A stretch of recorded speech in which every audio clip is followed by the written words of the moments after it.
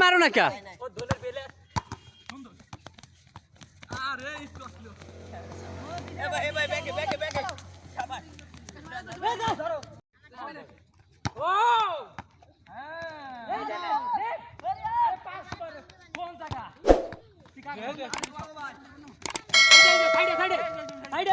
বল চলে গেছে আর কাছে, এবার নেছে বাড়াই দিয়েছে লালার কাছে, দেখা যাচ্ছে